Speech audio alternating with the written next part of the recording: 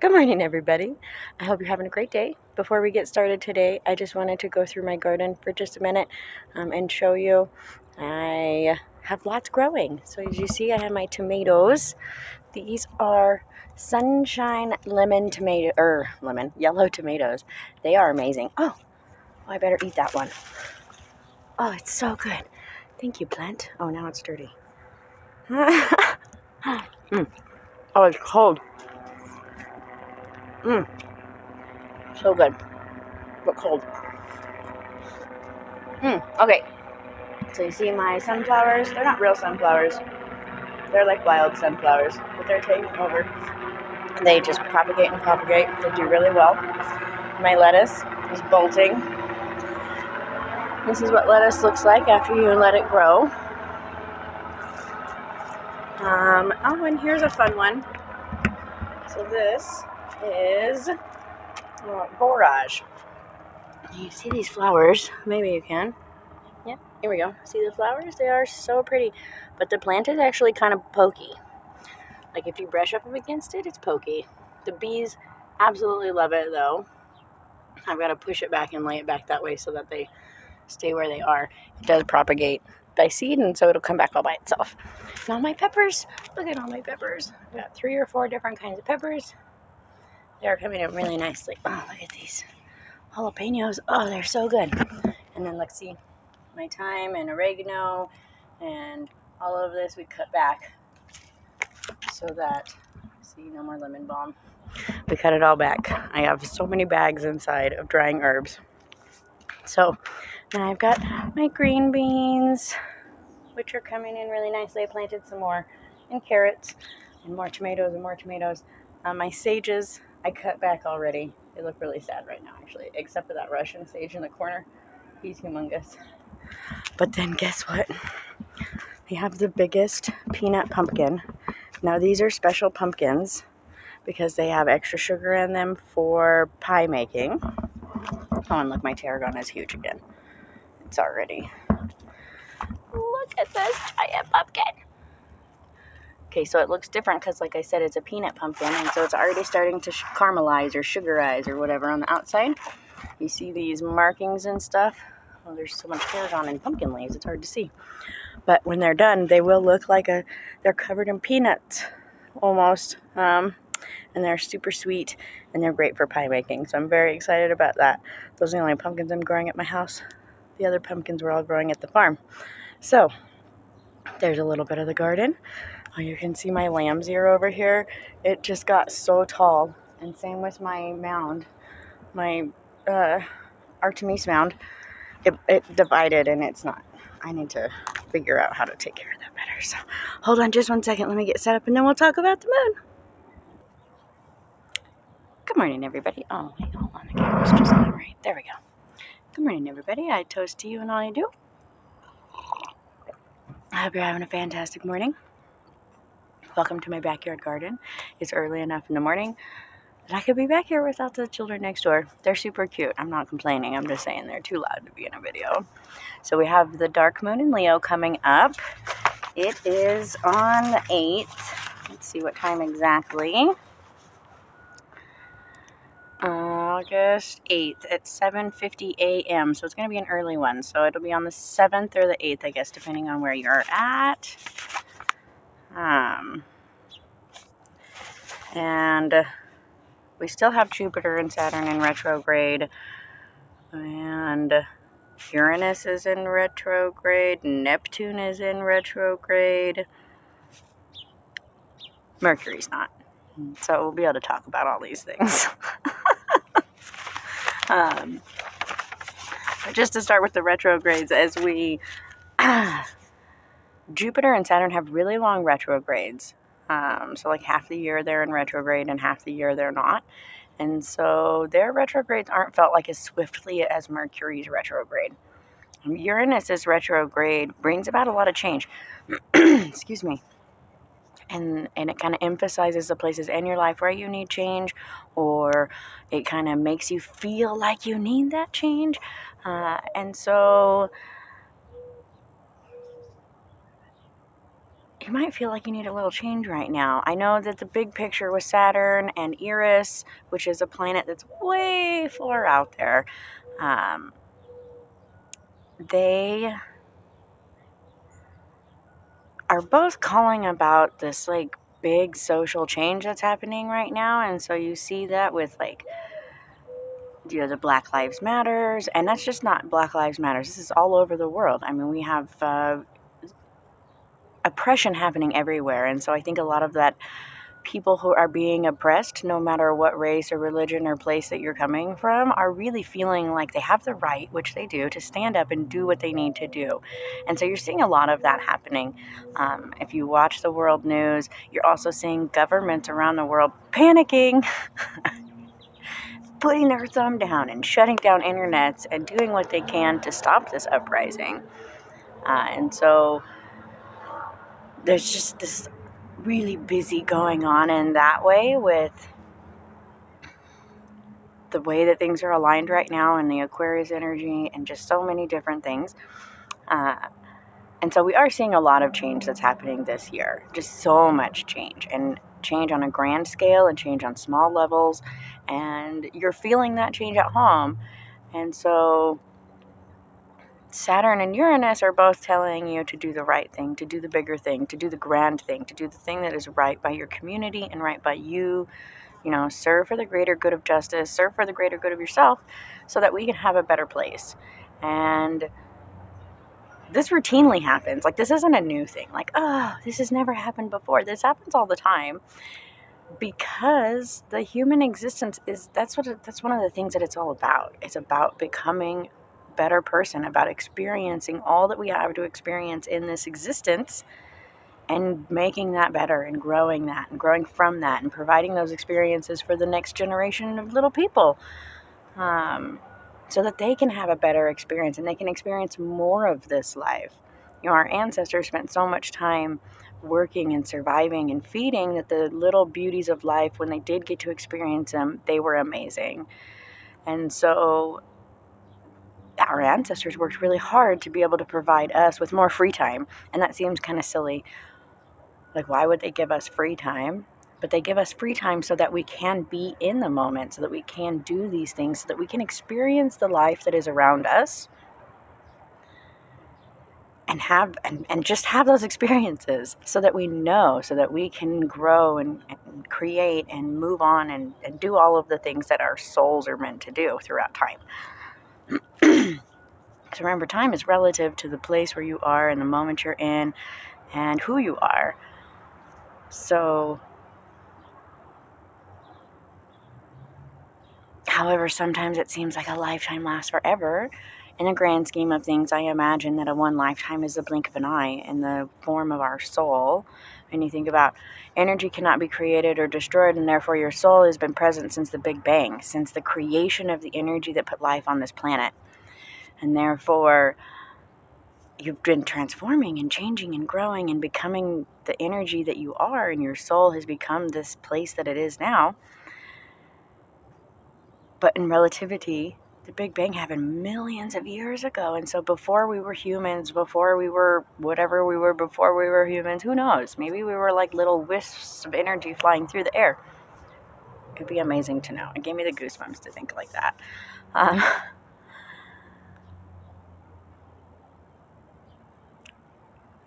It's just an amazing thought to kind of process and think about. Like, your soul's energy has always been here and always changing. And retrogrades, and Saturn's retrograde, and Jupiter's retrograde, these things have happened year after year after year after year. So every year they're reminding you, you need to grow, you need to do the right thing, you need to be the bigger person, you need to be the person that you're supposed to be, not just to you, but towards the people around you, because we are communal. Excuse me. Cold air this morning. Not freezing tomato. Not gonna lie, I had to spit it out. It was too cold for my mouth. I was not getting that cold at night. My celery is starting to look like celery. I did not show you, because until just this moment, I did not realize how much it actually looks like celery. Celery is supposed to be a good companion planter for the tomatoes, so I planted a bunch of it. And it looks like celery. Anyways. Oh wait, I gotta show you now. So, because before it just looked like leafy greens, but look at it's celery. Like, I bet I could pick that and we could eat it. Not right now. Not a big morning thing because that tomato was intense in my mouth. All right. Sorry. That's just an exciting moment. Okay. You have to take those moments.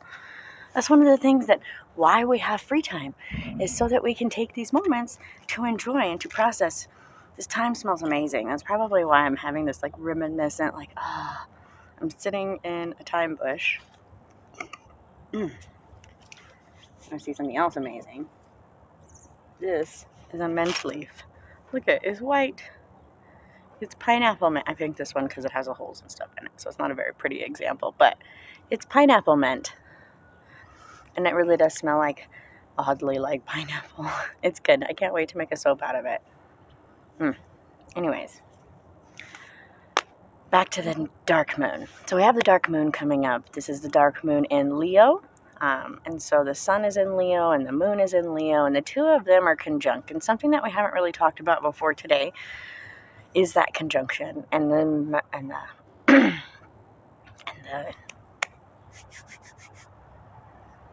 energy that comes when both the moon and the sun are in the same sign.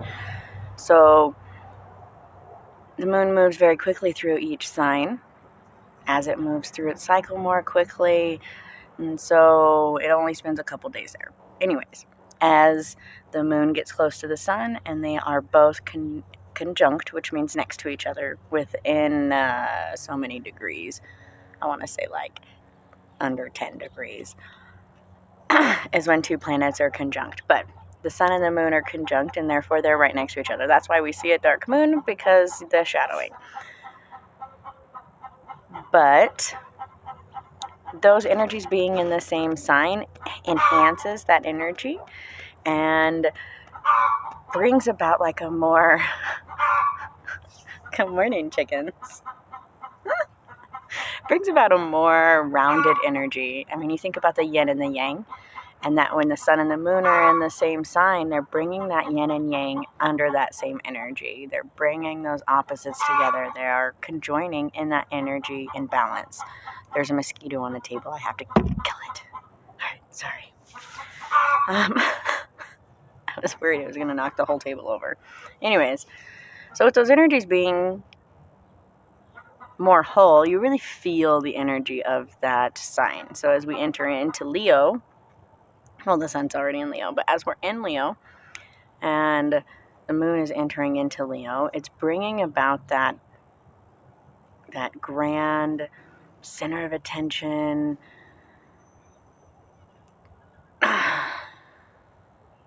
It's not dominant, but it's like present. This is an energy that is very present. This is when this energy comes into your space, you feel this energy. It consumes, not.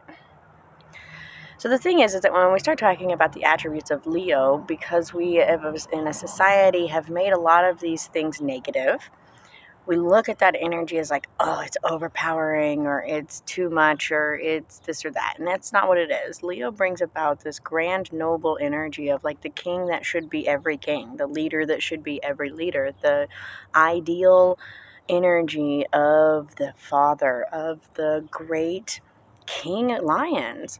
And so that pride and that presence and that leadership role, however they can be taken too far, those are good things. Those are things that we want to attune with. Those are energies that you want present in yourself so that you can be that good leader. You can be that good community person, the person who is helpful and honest and has integrity and does the right thing and all of that stuff. That is that energy that we're tapping into with Leo and that we're feeling with Leo. As they come together, it's also going to tap into your emotions. And so you might see even men feeling their emotions more strongly just because that Leo has that masculine touch to it. But we are tapping into our feelings. And so you're going to really feel that. You're going to feel this like, I should be proud of myself. I should be encouraging myself to do these things. And do that. Honor yourself. Let yourself have that moment of like, I did this. I deserve credit for that. I am doing this great thing. I go to work every day. I take care of my children. I clean the toilet. Whatever it is, even if it's something little, like honor yourself for doing the right thing, for being a part of the community, or being a leader, whatever that may be for you. So, bug in my car. There's so many bugs out today. So, the energy of Leo is masculine. It's associated with fire.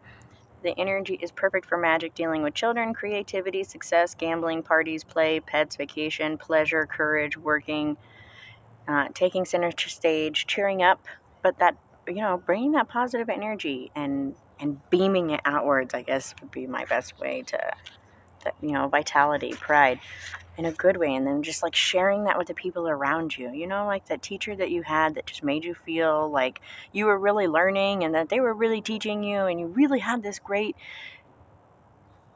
classroom environment, like just, that kind of energy. Maybe you have a family member who's like that. Charismatic, fatherly, authoritative, charming. This energy is also really lasting, so magic that we do right now will last. It's great for manifesting. So again, like we talked about on the last full moon with the energy of summer and this manifesting energy with Leo, that's also a manifesting energy. So you have the Leo and the summer, and we're going to get to one more thing that's important, but I don't want to get there yet. So we have this energy that's booming to do something, to start something, to manifest that thing that you've been trying to manifest. Do be cautious of drama, love affairs, pride, self-indulgence, manipulation. This is a place where it can become easy for you to, hello fairies, to manipulate other people. And not because you're trying to be malicious about it, but because you're trying to achieve your goals. And you're like, well, if I do it like this, then they'll want to do that. But you have to remember that's still manipulation. And manipulation is way worse than doing magic. Like, people who follow the rule of 3, they're like, harm none, blah, blah, blah. We never do magic to hurt other people or for personal gain. But then on a day-to-day basis, when they're thinking and they're manifesting and they're doing magic in their day-to-day life, that's not, let me cast a spell. They still do things to manipulate the people around them. And like my sister told me when I changed the light the other day, because we were in a hurry and I wanted to get somewhere, and I was like, go. And the light changed very quickly, like as we were pulling up to it. And she says to me, you shouldn't do magic like that, Tara.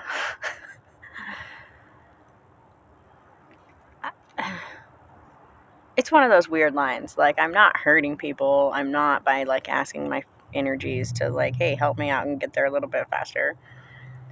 Sometimes it does backfire, and then I'll catch 5 red lights. But not always. But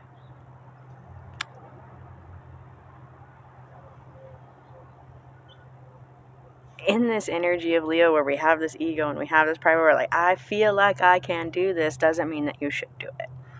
And that's where the energy of Leo also comes in, because he doesn't do the things he's not supposed to do. He's in the stars because he made grand, noble choices and did the right thing when other people wouldn't. And that's why we call on that energy, is so that we can do the right thing and be proud of ourselves and have that vitality coming through.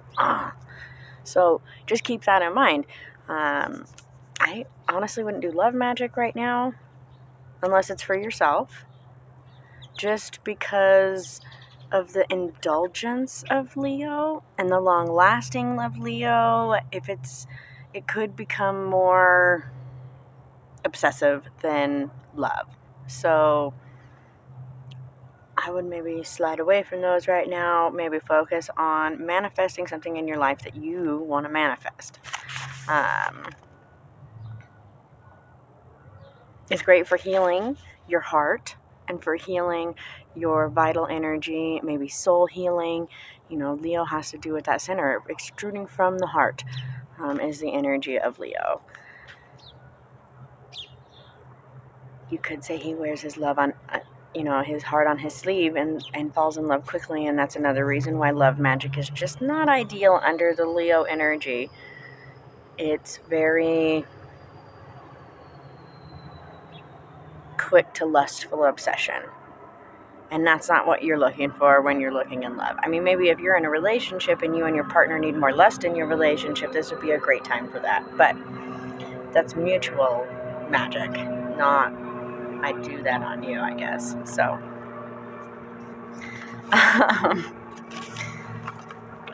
now for my crazy notes from all my crazy people. So, right now, not crazy people. I follow this really great older lady. She reminds me of Mary Poppins. She's got a British accent. She's very specific. So it's just entertaining. Anyways, I also follow this other lady who's great. Anyways, maybe I'll try to figure out how to link their things into the video. So the Leo sun, Leo moon is coming at 16 degrees, 4 minutes of the thing. So it's 16 degrees. So maybe it's under 20 that they're conjunct. And here is the other event that I was talking about. We have this Lion's Gate that's happening, or portal. There's lots of different words for it. However, the Sirius star rises on the 8th of August. So numerologically, is that a weird word? 8 and 8 bring in that. So 8 is a number of completion, of ending the cycle before we begin, and this new has to do with divine, just lots of grand energy before we get to the teacher, when you think about the growing energy from self to outward.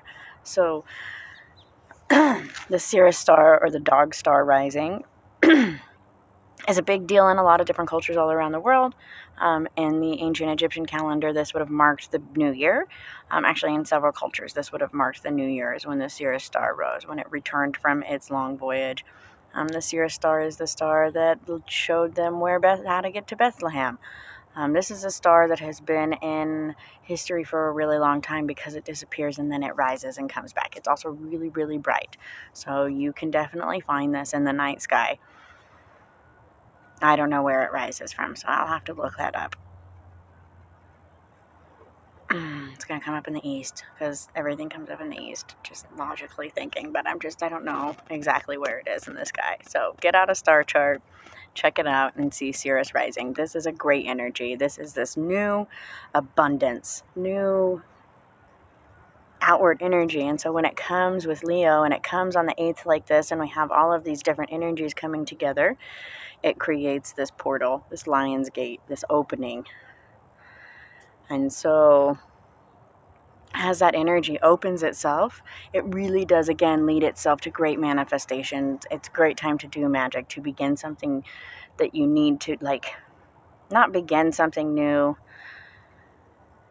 So some would equate this energy to the same kind of energy that we get in springtime, except for it's all packed into that one day, that one dark moon that comes on the 8th, and the Sirius star rising, and all of these things happening simultaneously create this grand energy that's like all of spring's energy in one night. So that kind of manifestation energy, that bam, I'm doing this. This is a great time for that. And it's on that, dark moon. So as that new moon lights, and you see that first light, and you see the first light of Sirius, you have all of these new beginnings that are coming to help you manifest whatever it is you're trying to manifest. So it's great for manifesting. It's also bringing on this hero energy. Like Sirius is the dog star. It's part of the dog constellation. And Canis. And Canis Major, I think. Anyways, and we have Leo rising in the moon, and we have it in the sun. And so we've got all of this really noble, grand energy. So it's a hero energy. If you need to find the hero in you, this is a great time to do that. It's a great time to honor the heroes in your life. I'm going to call my popo, my grandma. I'm going to tell her she's my hero. Because she is the person in my family who is the one that reminds me of the Leo, the energy. When she walks into a room, her presence is amazing and beautiful, and everybody wants to hug her. And when she came to my daughter's birthday, we haven't seen each other because of COVID, and she came to my daughter's birthday, or my son's birthday, and when she got out of the car, I mean, it was his birthday, but everybody was so excited to see her, even like, so she's on my dad's side, and my dad and mom have been divorced since I was a baby. But even when my mom gave her a hug, she hasn't seen her in years, my mom gave her a hug, and they were both crying. Because her hugs are just so amazing. My husband was just like, oh my God, I really needed a Popo hug. I dream about them. Like, they're amazing. Like, that's the energy of Leo. Like, they just wrap you up in their arms and you feel better. Well, that's the energy that's happening right now. That's and so we want to honor the people in our life who make us feel that way. We want to honor that energy. We want to manifest that energy around us and do what we can to encourage that energy in ourselves so that we can provide that for other people. And so you really want to bubble up that energy. And a great way to do that is to, just like I did right now, where I was just thinking about that moment where my Popo came over and she gave everybody a hug. Popo means Chinese, or is grandma in Chinese. She didn't want to be called grandma. She's a very young grandma. So we call her Popo. We call her husband, my grandpa, we call him Kanu, or short Nunu, which is Swahili. Most of the names that she picked are Swahili because that's where her ancestral line comes from. She just didn't like how they said grandma in Swahili, so she liked Popo. I don't She picked it and told us.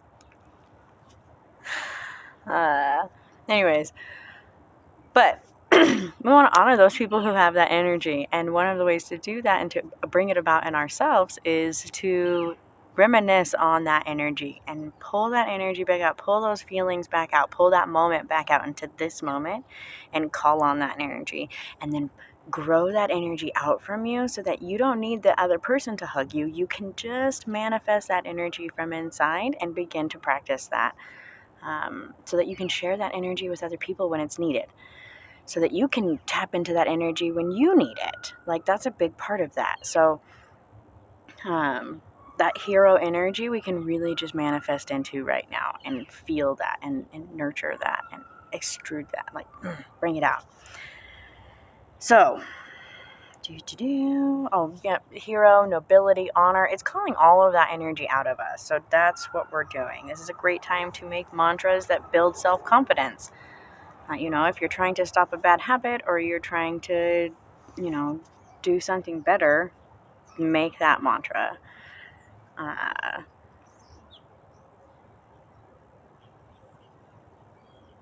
Right in the mirror when you get out of the shower. Light the candle, say the thing, ching the bell, whatever it is that you do when you do a mantra.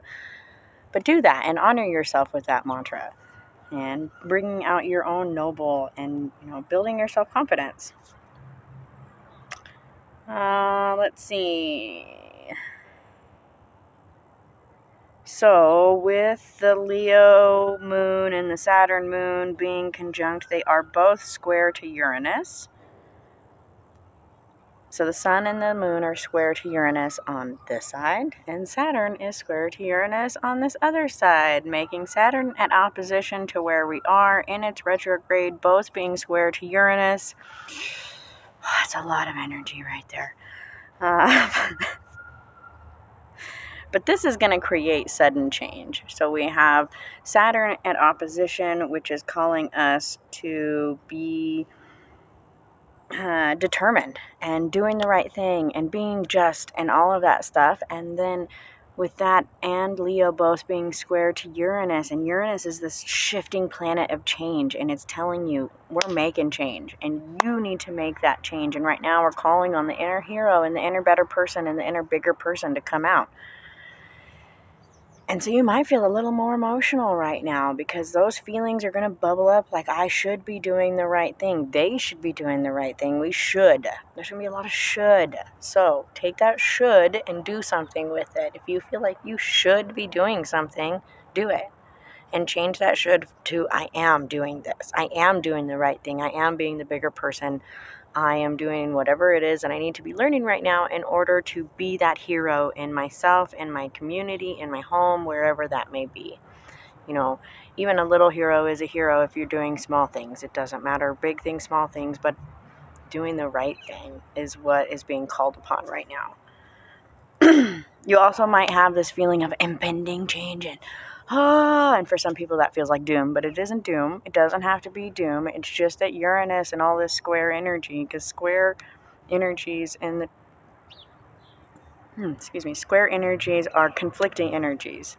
And so they're pointing out different things that need to be changed or conflict with each other. And so you feel that. And so Saturn is saying, do the right thing. Leo is saying, do the right thing. And Uranus is saying, make that change right now. And so let those feelings guide you to make that change that you need to make. Do a little bit of meditation. Do whatever it is that helps you to, some free writing, some dream magic, some of whatever. These are great times for that so that you can see what it is that you need to make that change for. But don't let this chaotic energy make you feel like chaos, because that's not what it is coming in for. Again, because we have built these negative connotations around chaos, just like we have around pride, because of the way that our current culture, like our societal norm is, we don't see the beauty in that chaos. We don't see how amazing. I mean, you think of Eris and when she threw the apple into the room. If you're not familiar, Eris brought the golden apple to the table, and she said, let only who is the most beautiful take the apple, and she threw it onto the table with all of the goddesses and created quite a ruckus. Now, she was making a point about vanity and about chaos, and that what rises out of that chaos. And not that the chaos is this negative thing, but just like the darkness, chaos. So you have like darkness, you have chaos, and then you have light. And that chaos is what brings everything together to create what it is that we have. And my best example of this is the sugar molecule. Now, we love sugar, we love sweet food, everybody loves it.